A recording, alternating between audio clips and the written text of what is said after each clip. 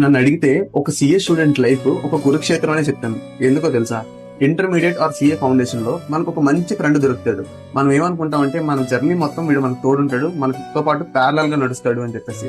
But foundation exams అయిన తర్వాత ఒకడు పాస్ అవుతాడు అండ్ ఒకడు ఫెయిల్ అవుతాడు. సో అక్కడ బాండ్ బ్రేక్ అయిపోతుంది. అగైన్ సిఏ ఎంటర్ పుష్ అవుతారు కొంతమంది. అగైన్ అక్కడ మంచి ఫ్రెండ్స్ దొరుకుతారు.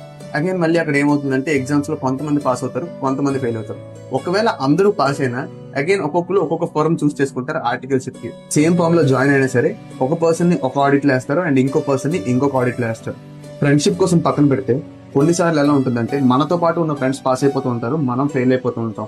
అలా అని చెప్పేసి మనం కష్టపడలేదా అంటే వాళ్ళతో పాటు ఈక్వల్ గానే కష్టపడి ఉంటాం.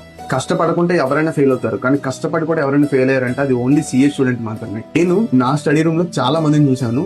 రోజంతా చదువుతూనే ఉంటారు, గంటలు గంటలు చదువుతూనే ఉంటారు. ఇన్ఫాక్ట్ అక్కడే పడుకుంటారు స్టడీ రూమ్ లోనే.